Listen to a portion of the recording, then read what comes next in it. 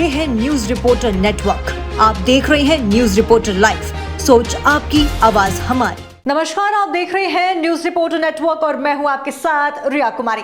खबरों की शुरुआत करते हैं, लेकिन एक नजर हेडलाइंस पर। उत्तराखंड में बेरोजगारों को लगा झटका। भर्ती निकालने से ठीक पहले समूह के 463 पदों का अधिचयन विभाग ने लिया वापस। पटवारी पेपर लीक आयोग ने परीक्षाओं के लिए बनाई नई टीम, नए एक्सपर्ट तैयार कर रहे हैं और नया क्वेश्चन बैंक।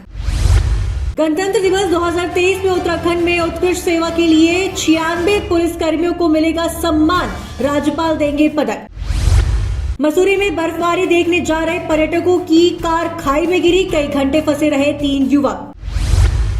अब खबर विस्तार से। देहरादून स्थित कांग्रेस कार्यालय में अध्यक्ष करण मेहरा के नेतृत्व में प्रेस वार्ता की गई, जो कांग्रेस के डेलीगेशन के जोशीमठ दौरे से लौटने के बाद की गई। इस दौरान प्रदेश अध्यक्ष करण मेहरा द्वारा जोशीमठ के मौजूदा हालातों के बारे में जानकारी दी गई। साथ ही राज्य सरकार पर गंभीर आरोप लगाते हुए करण मेहरा का कहना है कि सरकार एनटीपीसी को बचाने का काम कर रही है। बिना किसी जियोग्राफिकल रिपोर्ट के मुख्यमंत्री द्वारा एनटीपीसी को क्लीन चिट दे दी गई है, जो कि बेहद निंदनीय है। और साथ ही कांग्रेस प्रदेश अध्यक्ष का कहना है कि जोशीमठ के लोगों का विस्थापन पहाड़ी क्षेत्र में ना करवाकर टिहरी विस्थापितों के तर्ज पर करवाया जाए। हमको भी मिले चरक, क्योंकि पूरा पहाड़ दरक रहा है। उत्तरकाशी, हमारा कर्णप्रयाग, रुद्रप्रयाग, ये सभी जगह तो क्रैक्स आ गए हैं, सभी जगह तो टूट फूट हो रही है। तो क्यों एक बार कहीं से विस्थापित हो गया आदमी दोबारा वैसी स्थिति में रहना चाहेगा? इसको सरकार को समझना चाहिए। और सरकार 2 साल से चुप क्यों रही? जब एनटीपीसी की टनल में पानी घुसा रेहड़ी में, तब से अगर सेफ्टी मेजर्स उठाए गए होते तो शायद आज स्थिति नहीं होती। और लोगों का ये भी कहना है कि मुख्यमंत्री बार बार एनटीपीसी को बिना जूलॉजिस्ट की रिपोर्ट आए हुए क्लीन चिट क्यों दे रहे हैं, और उस बात के बारे में सरकार और उनके प्रतिनिधि ये नहीं बता रहे हैं कि जब काम रोकने के आदेश 1 तारीख को या 2 तारीख को मुख्यमंत्री ने दे दिए थे, तो 10 तारीख की रात को 2 बजे एनटीपीसी की टनल में काम कैसे हो रहा था? जिस पत्रकार ने वो सब भेजे वीडियोस, उसके बाद ये जानकारी सबको मिली। इसरो की रिपोर्ट को क्यों बंद किया गया? उस वेबसाइट को क्यों बंद किया गया? इस बात को सरकार स्पष्ट करे। और हम लोगों ने बहुत सारे तथ्य और लोगों के सबूत जुटाए हैं। जैसे कर्णप्रयाग में 2021 से लगातार लोग प्रशासन को, सरकार को पत्र लिख रहे हैं, लेकिन उनके पत्रों का उत्तर तक देना उचित नहीं समझा। आज 38 परिवार ऐसे मकानों में है जो रहने काबिल नहीं है, कभी भी उनकी जान जा सकती है। मौसम का बदला मिजाज। औली, बद्रीनाथ, हेमकुंड और ऊंचाई वाले इलाकों में बर्फबारी शुरू हो गई है। बर्फबारी होने से ठंड और बढ़ गई है और जोशीमठ में भूत असाव के चलते बारिश बर्फबारी ने लोगों की चिंता बढ़ा दी है। बर्फबारी को देखते हुए प्रशासन भी अलर्ट में। उत्तराखंड बुग्गावाला में जिस तरह से लगातार हो रही दुर्घटना को मद्देनजर रखते हुए सीओ यातायात बुग्गावाला राकेश रावत द्वारा टोल केंद्रों पर औचक निरीक्षण किया गया, जिसमें उन्हें यातायात नियम का पाठ पढ़ाया। राकेश रावत सीओ यातायात बुग्गावाला ने सभी गन्ना तोल केंद्र चालकों को लेकर ओवरलोड गन्ना भरकर ना लाने की हिदायत दी है और कहा कि यदि किसी भी वाहन स्वामी द्वारा क्षमता से अधिक वजन लाया तो उनके विरोध चालान कार्रवाई अमल में लाई जाएगी। राकेश रावत सीओ यातायात बुग्गावाला ने गन्ना तोल के केंद्र स्वामी को भी ओवरलोड गन्ना ना तोलने की हिदायत दी है। एआरटीओ ने चलाया अभियान, यातायात नियमों का उल्लंघन करने वालों के काटे चालान। खबर हरिद्वार से है, जहां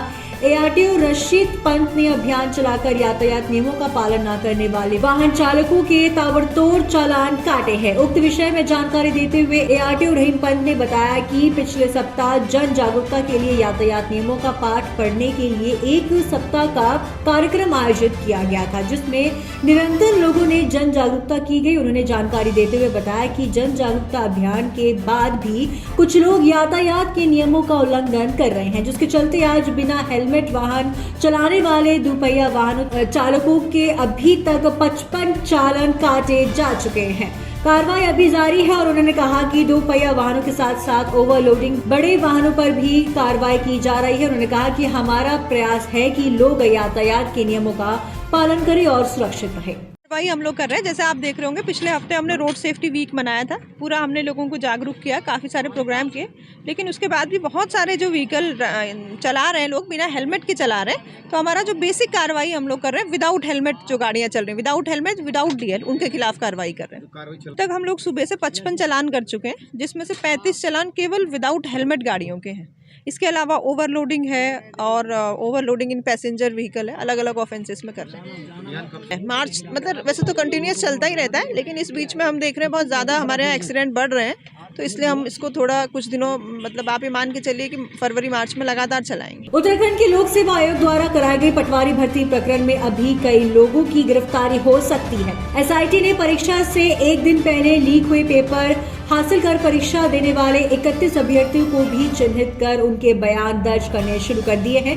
हरिद्वार के एसएसपी अजय सिंह ने इसका खुलासा किया है। उन्होंने बताया कि पटवारी परीक्षा भर्ती सामने आते ही पूर्व में 8 आरोपी गिरफ्तार कर उन पर गुंडा एक्ट की कार्रवाई की गई थी। एसआईटी द्वारा पटवारी भर्ती परीक्षा देने वाले 31 अभ्यर्थियों को चिन्हित कर एसआईटी उन्हें पूछताछ किया जा रहा है और एसआईटी की जांच में सामने आया है कि इस प्रकरण में अन्य कई लोग शामिल हैं और जल्द इनकी गिरफ्तारी की जाएगी। एसएसपी अजय सिंह ने ये भी बताया है कि अभ्यर्थी से 7 से 8 लाख रुपए नकल माफियों ने लिए थे, लेकिन अभी सारा पैसा रिकवर नहीं हो पाया है। आयोग से संबंधित प्रकरण है, उसमें कनकल थाने में मुकदमा दर्ज है, एसआईटी का गठन हो चुका है और टीम द्वारा इसमें पूर्व में जो गिरफ्तारी थी 7, इसका एक गिरफ्तारी और की गई थी। इसमें 8 लोग गिरफ्तार हो चुके हैं, 7 लोग पर गैंगस्टर एक्ट इसमें लग चुका है। साथ ही साथ इसमें 31 अभी परीक्षार्थियों का पता चला था जो इस परीक्षा में कहने के अनुचित साधनों का प्रयोग किया गया था उनके द्वारा पूर्व में, तो इसके लिए उन 31 को ऑलमोस्ट आइडेंटिफाई हमारी टीम ने कर लिया है। अब चूंकि उनके बयान और साक्ष्य संकलन की कार्रवाई चल रही है, इसमें अन्य लोग के भी शामिल होने की पूर्ण संभावना के संकेत मिले हैं जो अभी जांच में आया है और जल्दी अतिशीघ्र जो है उनकी गिरफ्तारी के लिए भी टीमें जो साक्ष्यों के आधार पर की जाएंगी। साथ ही साथ सभी छात्रों को एक एक करके यहाँ पर बुलाकर इसके बयान भी दर्ज किए जा रहे हैं, जो प्रक्रिया शुरू हो गई है। तो आने वाले समय में सारी चीज़ें स्पष्ट हो पाएंगी कि इसके अलावा भी अन्य कोई लोग शामिल थे या अभियुक्त अन्य लोग शामिल थे, षड्यंत्र में और कोई तो नहीं था। साथ ही साथ जो परीक्षा की शुचिता है वो किस तरह से भंग हुई थी, वो सभी चीज़ों को एकदम सामने लाया जाएगा।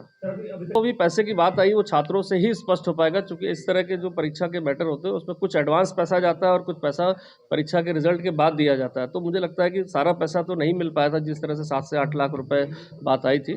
तो ये परीक्षार्थियों से ही जानकारी करके सारी चीज़ें सामने स्पष्ट हो पाएंगे कितने पैसे अभियुक्त गणों को पहुँचे थे। काशीपुर में लगातार चोरी की घटनाओं को गंभीरता से लेते हुए जिले के वरिष्ठ पुलिस अधीक्षक मंजुनाथ टीसी के आदेश पर टीम के द्वारा सुराग रस्सी और सीसीटीवी कैमरों के द्वारा खंगालने के पश्चात की गई है चेकिंग के दौरान आरोपी को मुकदमे में दर्ज मोटरसाइकिल के साथ गिरफ्तार किया है, जिसका आज खुलासा करते हुए काशी पुलिस अधीक्षक अभय प्रताप सिंह ने बताया है कि शहर में लगातार चोरी की घटनाओं को गंभीरता से लेते हुए पुलिस कार्रवाई कर रही है। इसी मामले दर्ज चोरी की रिपोर्ट दर्ज किया गया था। पुलिस ने चेकिंग के दौरान चोरी की मोटरसाइकिल के साथ अभियुक्त को गिरफ्तार किया है। कटोराताल चौकी क्षेत्र में पिछले कुछ दिनों से बाइक चोरी और ये मोबाइल स्नैचिंग की घटनाएं हो रही थी।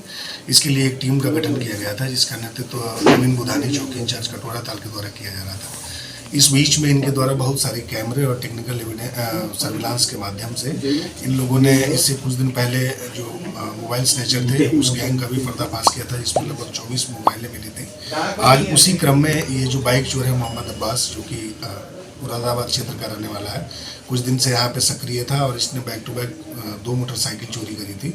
इससे पूछताछ में 2 अन्य मोटरसाइकिल भी रिकवर हुई है, जिनको 41-102 में हमने दाखिल किया है, जिसे हम माननीय न्यायालय के समक्ष पेश करेंगे। विकासनगर के चाय बागान में शीशम के हरे भरे पेड़ों को रात्रि में कुछ व्यक्ति द्वारा काट दिया गया। वहीं इस संबंध में ग्राम प्रधान और ग्रामीणों के द्वारा चाय बागान के मैनेजर पर आरोप लगाया जा रहा है कि मैनेजर की मिलीभगत से ये शीशम के पेड़ काटे गए हैं। वहीं उन्होंने बताया कि लगभग 5 शीशम के पेड़ों को काट दिया गया। वहीं ज्ञापन भी एसडीएम विकासनगर को इन लोगों ने दिया है। खबर हरिद्वार से है, जहां आज रोशनाबाद जिलाधिकारी कार्यालय पर भीम आर्मी एकता मिशन के प्रदेश संयोजक महत सिंह के नेतृत्व में सैकड़ों की संख्या में कार्यकर्ताओं के द्वारा अपनी मांगों को लेकर धरना प्रदर्शन करते हुए ज्ञापन जिलाधिकारी कार्यालय रोशनाबाद में जिलाधिकारी को सौंपा है। प्रदेश संयोजक महत सिंह ने जानकारी देते हुए बताया कि ज्ञापन की मांग से 2 मांगे की गई है, जिसमें एक मांग पटवारी परीक्षा को दोबारा कराए जाने के संबंध में है, जिसमें हमारे द्वारा मांग की गई है परीक्षा केंद्र पर पहुंचाने वाले आए परीक्षार्थियों के लिए रहने की व्यवस्था सरकार करे। और दूसरी मांग को रखते हुए उन्होंने कहा कि दलित समाज के युवक के साथ धार्मिक स्थल पर की गई मारपीट के मामले में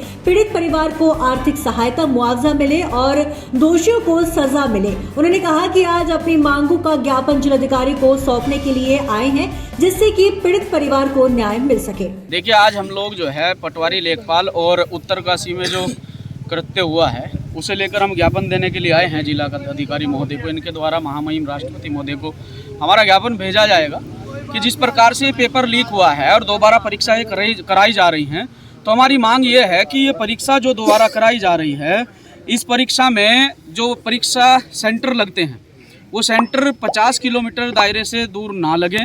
अगर लगे तो बच्चे जितने भी परीक्षा देने के लिए जाएं, उनके रहने की, खाने की और उनके ठहरने की व्यवस्था जो है सरकार करे।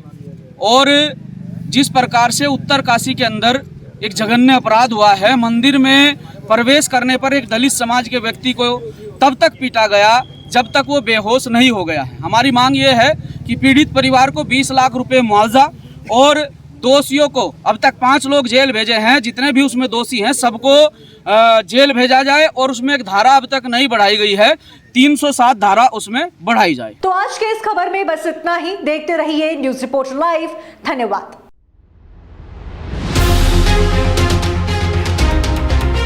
ये है न्यूज रिपोर्टर नेटवर्क। आप देख रहे हैं न्यूज रिपोर्टर लाइव। सोच आपकी, आवाज हमारी।